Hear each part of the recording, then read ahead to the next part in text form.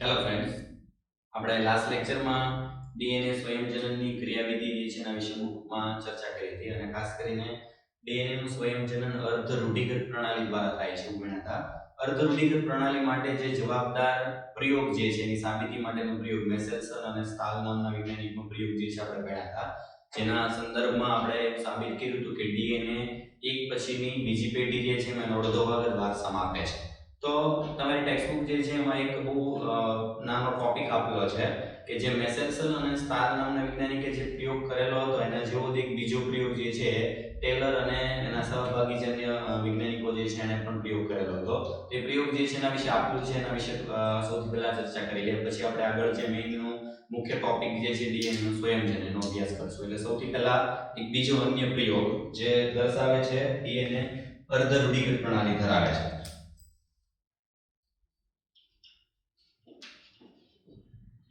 DNA નું અર્ધ રૂઢિગત પ્રણાલી મુજબ સ્વયંજનન ની અન્ય સાબિતી.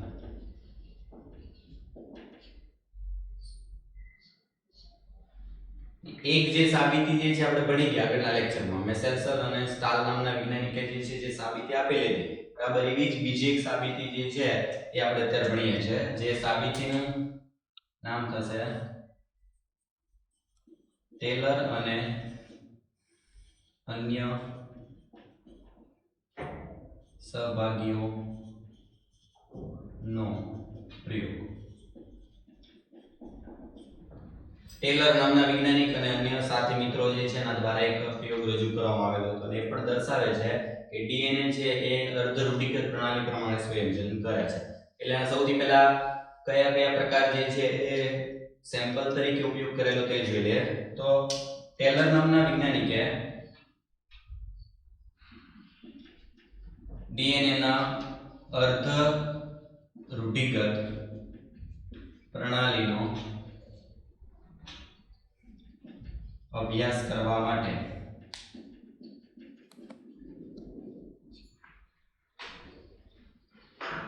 વિસિયા ફાબા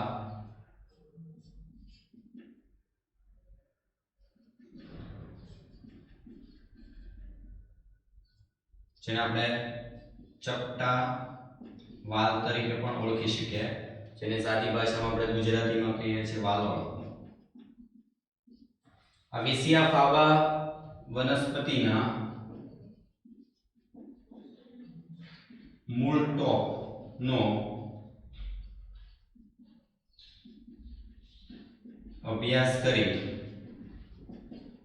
તેના રંગસૂત્રને થાઇમિડીન નામના રેડિયોએક્ટિવ ઘટક દ્વારા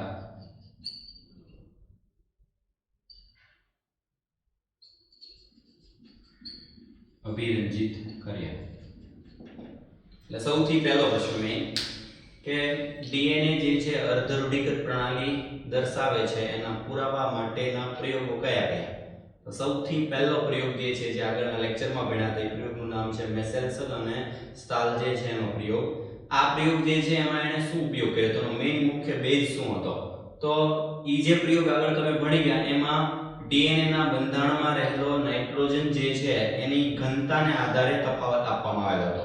મતલબ કે સામાન્ય ડીએનએ હોય એના બંધારણમાં N14 જે છે નાઇટ્રોજન જે હલકો ઘનતા ધરાવતો નાઇટ્રોજન જે છે ધરાવે છે, જ્યારે એની જગ્યાએ જે આગળના પ્રયોગ જે છે મેસેલ્સન અને સ્ટાલ એને ઉપયોગ કરેલો હતો N15 મતલબ કે વધુ ભાર ધરાવતો વધારે ઘનતા ધરાવતા નાઇટ્રોજનનો ઉપયોગ કરી અને એને સીઝિયમ ક્લોરાઇડના માધ્યમમાં ડીએનએ જે છે એને અલગ પાડેલો. એટલે ખાસ યાદ રાખવાનું છે કે આગળના પ્રયોગમાં જે ડીએનએ ને જુદા પાડવા માટે નાઇટ્રોજનનો ઉપયોગ કરવામાં આવેલો હતો એ નાઇટ્રોજન રેડિયોએક્ટિવ પદાર્થ નથી.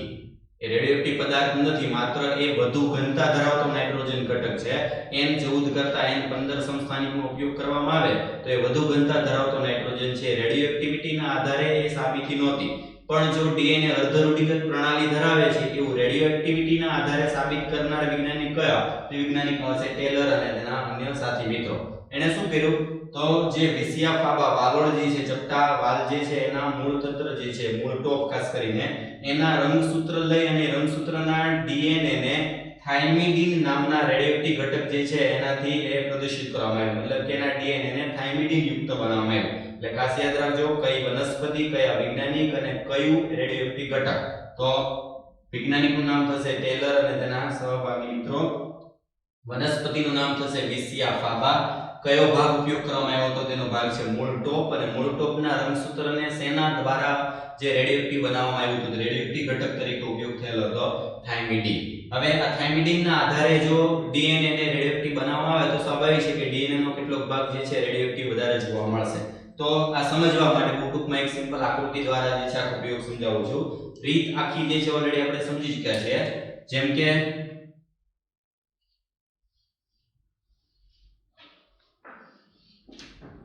વિસિયા ફાબા વનસ્પતિ જે છે એના મૂળ તંત્રમાં આવેલું આ રંગસૂત્ર છે. તમે જાણો છો કે રંગસૂત્ર જે છે એની અંદર ડીએનએ આવેલું છે અને આગળ પણ આવી ગયું છે. સર્ટન અને બોવેરી નામના વૈજ્ઞાનિકે કીધું હતું કે આનુવંશિકતા માટે જવાબદાર રંગસૂત્ર છે. અને જેમ ડીએનએ એકમાંથી બીજી પેઢીમાં બમણા થઈ અને આગળ વહેંચાય છે, એમ સ્વાભાવિક છે રંગસૂત્ર પણ એક પછીની પેઢી જે છે એમાં આગળ અડધા થઈ અને વહેંચાય છે. તો શું કર્યું હતું કે આ ડીએનએ જે છે રંગસૂત્રની અંદર જે છે ભાગ ડીએનએ ધરાવતો હોય, આ ડીએનએ ના ભાગમાં દાખલા તરીકે સમજી લો કે એનો અડધો ભાગ થાઇમિડીન જે છે એના દ્વારા રેડિયોએક્ટિવ બનાવવામાં આવે છે. એટલે કે આ અડધો ભાગ જે છે જે રેડ ડોટ દ્વારા દર્શાવેલું છે એ ભાગ દર્શાવે છે કે આટલો ભાગ થાઇમિડીન યુક્ત છે અને બાકીનો ભાગ જે છે નોર્મલ છે. એટલે અહીંયા ટૂંકમાં દર્શાવું છું થાઇમિડીન દ્વારા રેડિયોએક્ટિવ કરેલ ડીએનએ. એટલે એક રંગસૂત્રમાં અડધો ડીએનએ નો ભાગ રેડિયોએક્ટિવ છે, બાકીનો અડધો ભાગ જે છે નોર્મલ છે.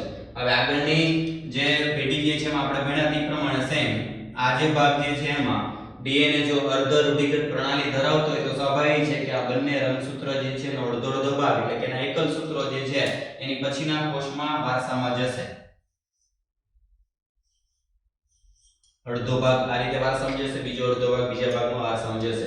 હવે આ ભાગ જે છે એમાં એક બાજુના ભાગમાં જે રંગસૂત્રનો ભાગ જશે એ થાઇમિડીન યુક્ત હશે, બીજો ભાગ જે છે એ થાઇમિડીન વગરનો હશે. પણ ડીએનએ સ્વયં જનન કરે છે એટલે કે ડીએનએ પોતાની જાતે બમણા જે છે બની શકે.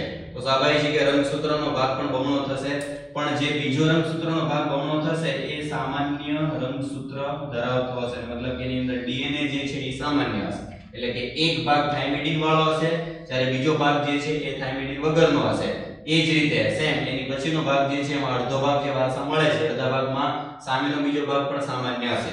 આ જ રીતનો ભાગ સેમ પછીની હજી એક આગળ પેઢી જે છે એનો અભ્યાસ કરવામાં આવે તો સેમ આના પર તમને ખ્યાલ આવશે શું જોવા મળશે.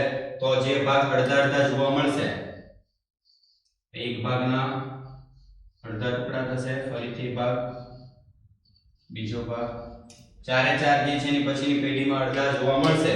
પણ એમાં જે બીજો ભાગ જે છે સાથે મળશે, એક ભાગ થાઇમિડીન યુક્ત છે અને સામેનો ભાગ જે છે એ નોર્મલ ડીએનએ ધરાવતો રંગસૂત્રનો છેડો જે છે જોવા મળે.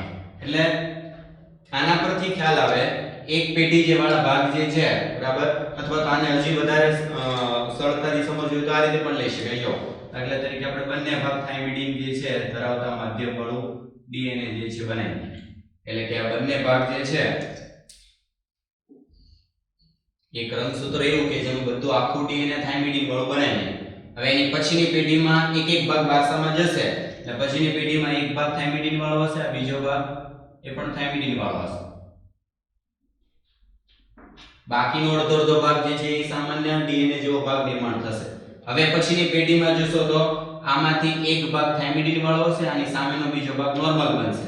આમાંથી જે એક ભાગ જે છે સામાન્ય બનશે, બીજી બાજુનો ભાગ જે છે થાઇમિડીન વાળો હશે. એટલે થાઇમિડીન ધરાવતા રેડિયોએક્ટિવ ડીએનએ વાળા ભાગને આપણે ટકાવારી પ્રમાણે જોઈએ તો સ્વાભાવિક છે કે આના પરથી ટકાવારી આગળ જેમ આવી હતી એ જ રીતે સાબિત થાય છે. જેમ કે પહેલામાં થાઇમિડીન ધરાવતું ડીએનએ 100% છે, પછીના ભાગ જે છે એમાં કે દરેક રંગસૂત્રમાં થાઇમિડીન વાળો ભાગ માત્ર 50-50% છે. એના પછીના ભાગ જે છે એમાં લઈએ તો માત્ર 2 જ ભાગ જે છે એમાં થાઇમિડીન જોવા મળે, પછીના 2 ભાગ સામાન્ય છે. એટલે આના પરથી સાબિત શું થાય કે આ દર્શાવે છે કે ડીએનએ ના સ્વયંજનનમાં એક જ શૃંખલા પિતૃમાંથી વારસામાં મળે છે, જ્યારે બીજી એટલે કે સામેની પૂરક શૃંખલા નવી નિર્માણ થાય છે. આ થશે આ પ્રયોગ જે છે એનું તારણ. બહુ ટૂંકમાં આપેલું છે, 2-3 લાઈનમાં ટેક્સ્ટ બુકમાં સમજાવી દીધું છે. આપણે આકૃતિ દ્વારા જે છે ને સમજવાનો ટ્રાય કરેલી છે કે જે ભાગમાં થાઇમિડીન રેડિયોએક્ટિવ ઘટક હશે એ આપણે રેડિયોએક્ટિવ ઘટક જે છે ને જુદો જોઈ શકીએ, પણ એની પછીની પેઢીમાં જોશું તો રંગસૂત્રમાં અડધા ભાગમાં થાઇમિડીન આવશે. એની પછીની પેઢીમાં જોશું તો જે ભાગમાં થાઇમિડીન ઘટક હોય એનું પ્રમાણ ધીમે ધીમે અડધું ઘટતું જાય છે. એટલે એવું દર્શાવે છે કે ડીએનએ પણ આગળની પેઢી જે છે એમાં એક શૃંખલા વારસામાં આપે છે, બીજી શૃંખલા જે છે એ વારસામાં આપતી નથી. અને જે સામાન્ય ડીએનએ નિર્માણ થશે એમાં કોઈ થાઇમિડીન નામનું રેડિયોએક્ટિવ ઘટક હોતું નથી. એટલે ડીએનએ જે સ્વયંજનની પ્રણાલી અર્ધરૂઢિગત ધરાવે છે એનો આ બીજો પ્રયોગ. બરાબર. હવે આના પછીનો જે મેઈન મુખ્ય ટોપિક, મતલબ આપણે જે ટોપિક ભણીએ છીએ આપણો મેઈન ટોપિક છે ડીએનએ નું સ્વયંજનન. ડીએનએ નું સ્વયંજનન જે છે ટોપિક પર મેઈન આવે. પહેલા થઈ ગયા આપણને એના સાબિતી જે છે આપતા પ્રયોગ. હવે એના પછીનો મેઈન મુખ્ય ટોપિક જે સૌથી અગત્યનો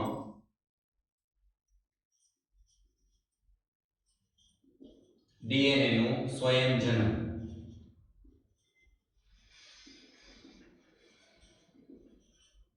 એટલે કે ડીએનએ રેપ્લિકેશન.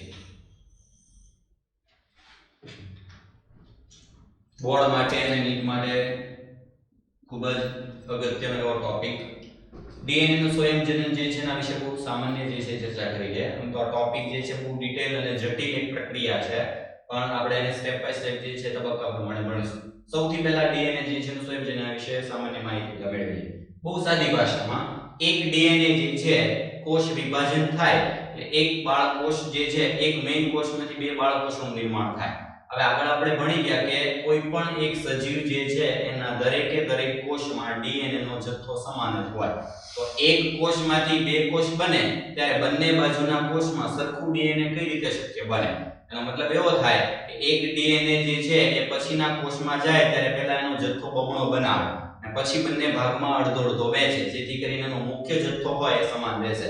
આ જે ડીએનએ ની સમાન વહેંચણી થવા માટે જવાબદાર કોઈ એક અત્યંત જટિલ પ્રક્રિયા છે, એ પ્રક્રિયાનું નામ છે ડીએનએ નું સ્વયંજનન. અને આ સ્વયંજનન કરવાની ક્ષમતાને લીધે જ ડીએનએ જનીન દ્રવ્ય તરીકે વર્તે છે, પણ આપણે આગળ ભણી ગયા છે. એટલે સૌથી પહેલો મેઈન મુદ્દો છે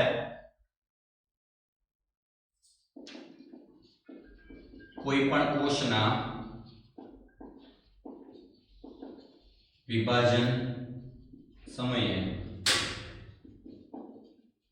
ડીએનએ નો કુલ જથ્થો બમણો થાય છે. આમ ડીએનએ પોતાના જેવી જ અન્ય ડીએનએ ની કોપી અથવા નકલ બનાવે છે. આ જટિલ જૈવ રાસાયણિક ક્રિયાને ડીએનએ નું સ્વયંજનન કહે છે.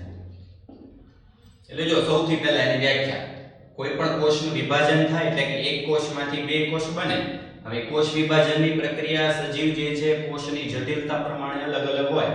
જેમ કે સાદી ભાષામાં અમીબા લઈએ તો અમીબામાં શું થાય? તો અમીબામાં એકમાંથી 2 અમીબા બનવા માટે સિમ્પલ એક ભાજનની પ્રક્રિયા થાય, બાઇનરી ફિશન નામની પ્રક્રિયા.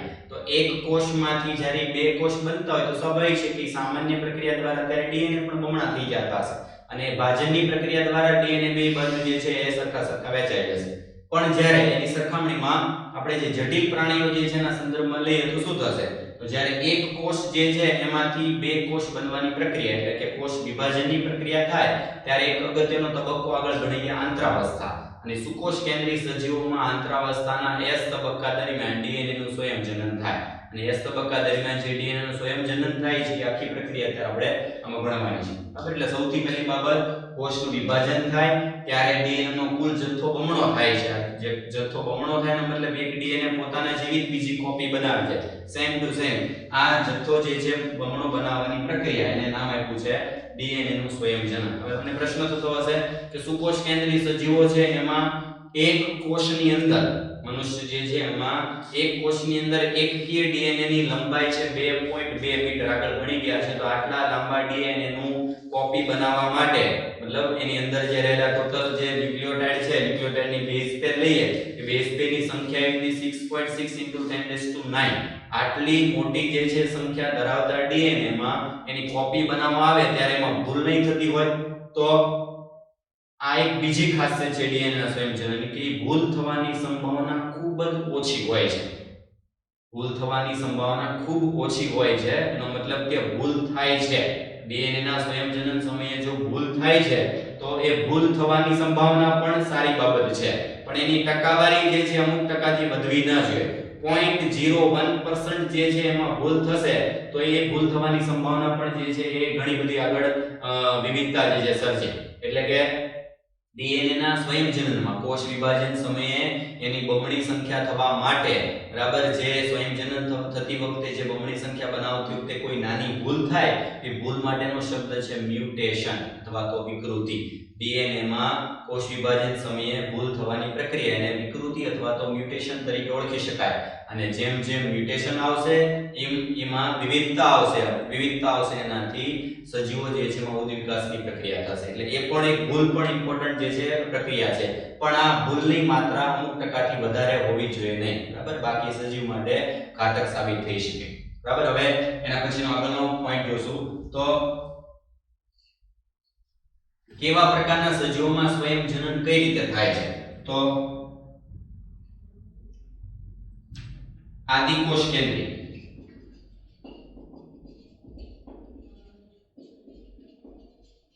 સજીવો એટલે ઉદાહરણ તરીકે લઈએ બેક્ટેરિયા. જો કોઈ આદિકોષ કેન્દ્રી સજીવો છે, આદિકોષ કેન્દ્રી સજીવોમાં પાચન પ્રક્રિયા સમયે જ ડીએનએ નું સ્વયંજનન થાય છે. એટલે આમાં બે શબ્દ આવી ગયા. એક તો આદિકોષ કેન્દ્રીય સજીવો બેક્ટેરિયા જે પ્રજનન કઈ રીતે કરે છે તો એના એકમાંથી બે ભાગ કરી નાખે સિમ્પલ. અને સિમ્પલ ભાગ કરવાની પ્રક્રિયા એટલે પાચન, બાઇનરી ફિશન. આ ફિશનની પ્રક્રિયા સમયે જ એ પોતાનું ડીએનએ પણ બમણું બનાવીને બંને કોષમાં સરખી માત્રામાં વહેંચે છે. જ્યારે આની સરખામણીમાં સુકોષ કેન્દ્રી સજીવોમાં કોષ વિભાજનના S તબક્કા દરમિયાન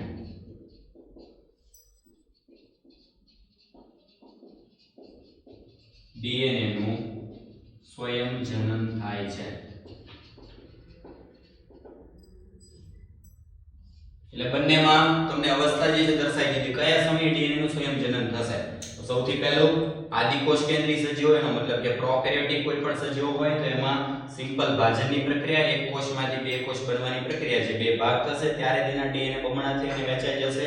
જ્યારે એની સરખામણીમાં સુકોષ કેન્દ્રી સજીવો હોય, સુકોષ કેન્દ્રી સજીવોમાં કોષની વિભાજનની પ્રક્રિયા થાય. વિભાજનની પ્રક્રિયામાં ભાજન તબક્કો આવેની પહેલા એક આંતરાવસ્થા આવશે. આંતરાવસ્થામાં G1 S G2 માંથી S તબક્કા દરમિયાન ડીએનએ પોતાનું સ્વયંજનન કરે છે. બરાબર, અને આગળ આવી ગયું છે કે બધામાં S તબક્કા જે છે અથવા તો આખા જે આંતરાવસ્થા જે છે એનો તબક્કો, કોષ વિભાજનનો તબક્કોનો સમયગાળો બધામાં અલગ અલગ હોય છે. એક કોષમાંથી બે કોષ બનવા માટે જે અલગ અલગ સમયગાળો હોય, બરાબર, એના વિશે આપણે આગળ ભણી ગયા છે. હવે એના પછી ડીએનએ સ્વયંજનન જે છે એની પ્રક્રિયા માટે જવાબદાર જરૂરી પ્રક્રિયા સામાન્ય અને એના માટે જવાબદાર જરૂરી ઉત્સેચકો.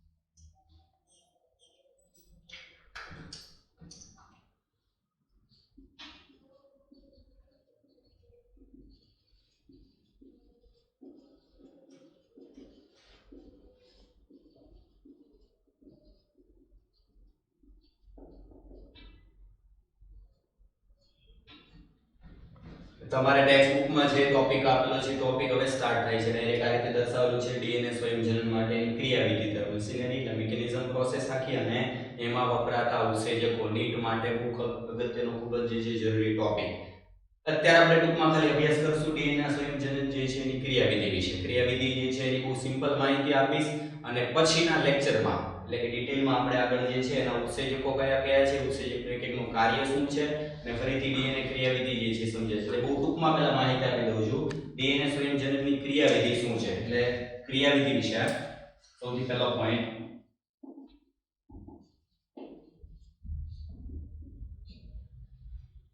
ડીએનએ નું સ્વયંજનન કરવા માટે સૌથી પહેલી મેઇન જે છે બાબત એ થશે કે ડીએનએ નું સ્વયંજનન શરૂ ક્યાંથી થાય તો આપણે આગળ આવીએ કે ડીએનએ જે છે અલગ અલગ પ્રકારના કોષો જે છે સુકોષ કેન્દ્રી હોય કે આદિકોષ કેન્દ્રી પ્રમાણે એનું ડીએનએ અલગ અલગ રીતે ગોઠવાયેલું હોય જેમ કે ઉદાહરણ આપી દઉં સૌથી પહેલો પોઈન્ટ થશે એનું સ્વયંજનનની શરૂઆત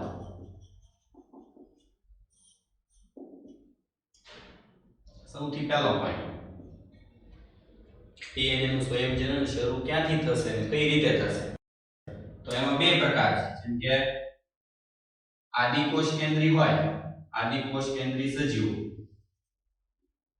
આગળ આવી ગયું છે કે આદિકોષ કેન્દ્રી સજીવોમાં એનું જે જેનેટિક ડીએનએ જે છે એ સર્ક્યુલર છે મતલબ એનું ડીએનએ હોય ગોળાકાર રીતે ગોઠવાયેલું છે જ્યારે એની સરખામણીમાં સુકોષ કેન્દ્રી સજીવો હોય એનું ડીએનએ જે છે એ લિનિયર છે રેખીય બંધારણ ધરાવે છે ગૂંચળામય ભાગ બને છે પણ એનો મૂળ આકાર જે છે લિનિયર છે એટલે કે બંને પ્રકારના છે આદિકોષ કેન્દ્રી સજીવો હોય એનું ડીએનએ કેવો પ્રકાર આવશે તો સર્ક્યુલર ડીએનએ જ્યારે આમાં થશે લિનિયર ડીએનએ સ્વાભાવિક છે કે બેયમાં એનો આકાર જુદો છે તો એના સ્વયંજનન મતલબ એનું બમણા થવાની પ્રક્રિયાની શરૂઆત ક્યાંથી થતી હશે તો આ બંને માટે આદિકોષ કેન્દ્રી સજીવોમાં ગોળ ભાગ જે છે એમાં કોઈ પણ એક ભાગેથી કે જ્યાંથી ડીએનએ સ્વયંજનન જે છે એની શરૂઆત થશે એવો શરૂઆત કરતો ભાગ દાખલા તરીકે એક ભાગ છે ઈ ભાગ જે છે એનું નામ છે સ્વયંજનનની ઉત્પત્તિ ઇંગ્લિશમાં નામ છે ઓરિજિન ઓફ રેપ્લિકેશન નીટમાં ક્વેશ્ચન પૂછાઈ ગયો સ્વયંજનનની ઉત્પત્તિ માટે આના પરથી બહુ ટૂંકમાં એનું નામ છે ORI એટલે કે કોઈ પણ ડીએનએ હોય એ ડીએનએ માં સ્વયંજનનની શરૂઆત કરતો ભાગ કયો હોય કે એવો ભાગ કે જ્યાંથી ડીએનએ ના સ્વયંજનનની શરૂઆત થાય એ શરૂઆત કરતા ભાગનું નામ છે સ્વયંજનનની ઉત્પત્તિ અને સંજ્ઞા સ્વરૂપે ટૂંકમાં દર્શાવાય છે ORI આખું નામ છે ઓરિજિન ઓફ રેપ્લિકેશન મતલબ કે સ્વયંજનન ક્યાંથી શરૂ થશે એ ભાગ એક ચોક્કસ જગ્યા હોય જગ્યા પરથી જે છે ડીએનએ ના સ્વયંજનનની શરૂઆત થાય હવે જેમ આદિકોષ કેન્દ્રીમાં ઓરિજિન ઓફ રેપ્લિકેશન છે સેમ ઈ જ રીતે સુકોષ કેન્દ્રી સજીવોમાં પણ આવા ORI ભાગ આવેલા હોય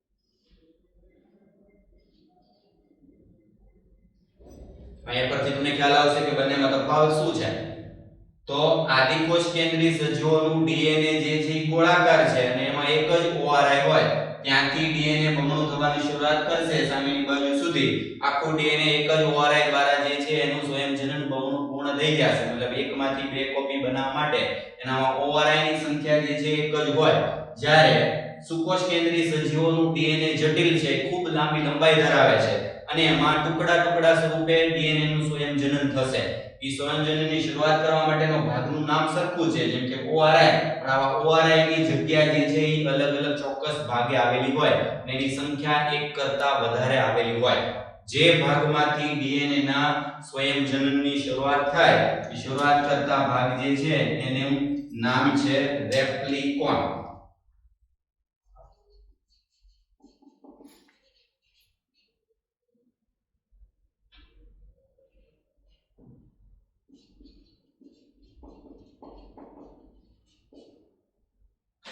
બીજો સૌથી અગત્યનો શબ્દ રંગસૂત્ર વાળા ભાગની અંદર ડીએનએ ગોઠવાયેલું છે અને રંગસૂત્રમાં ઘણા બધા નાના નાના એકમો આવેલા છે, એટલે કે ડીએનએ જે છે એમાં ઘણા બધા ભાગ આવેલા છે, એમાંથી કયા કયા ભાગ જે છે એમાંથી ડીએનએ ના સ્વયંજનનની શરૂઆત થાય, મતલબ કે ડીએનએ નું સ્વયંજનન ઇંગ્લિશ નામ છે રેપ્લિકેશન. જો રેપ્લિકેશન ને આધારે આવતો શબ્દ રેપ્લિકોન, જે ભાગમાંથી ડીએનએ નું સ્વયંજનન થવાનું છે એ ડીએનએ વાળા ભાગને નામ આપેલું છે રેપ્લિકોન.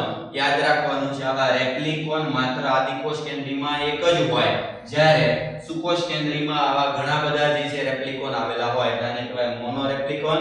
આ જે છે એમાં થશે પોલી રેપ્લિકોન. ઘણા બધા રેપ્લિકોન આવેલા છે એનો મતલબ ઘણી બધી જગ્યાએથી એક સાથે જે છે ડીએનએ ના સ્વયંજનનની શરૂઆત થશે.